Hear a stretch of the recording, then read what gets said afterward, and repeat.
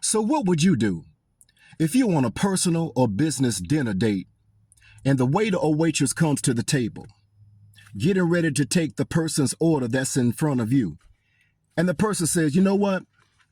I think I'll take the chicken marsala. That's always good. And let me get a side salad with that, but hold the croutons and no bacon, please. Oh, I get one more side. I want some soup. Now that broccoli cheddar looks good. The autumn squash is always banging. You know what? I think I'll try this new soup. And please make sure it's hot. Let me get a hot bowl of vomit. Now here comes the teachable moment.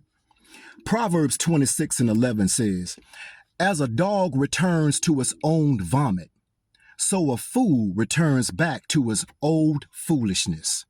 Sometimes you got to tell yourself. Sometimes you got to tell the devil.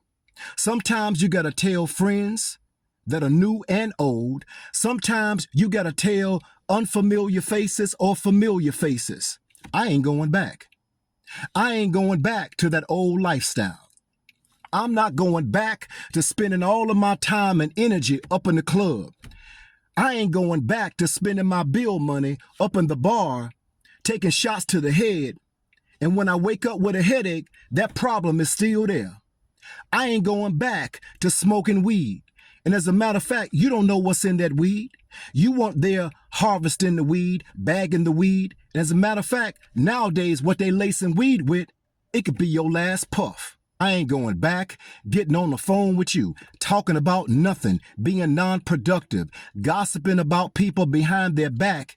And how do I know that you ain't talking behind my back? I ain't going back with you, getting on the phone, complaining about this, complaining about that. It's a complaining conference.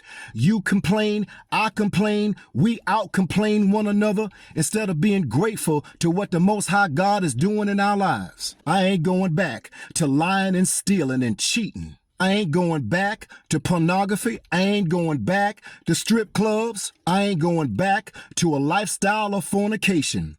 See, I ain't no fool, because when you and I get together, it doesn't make any difference whether it's the morning, evening, or night.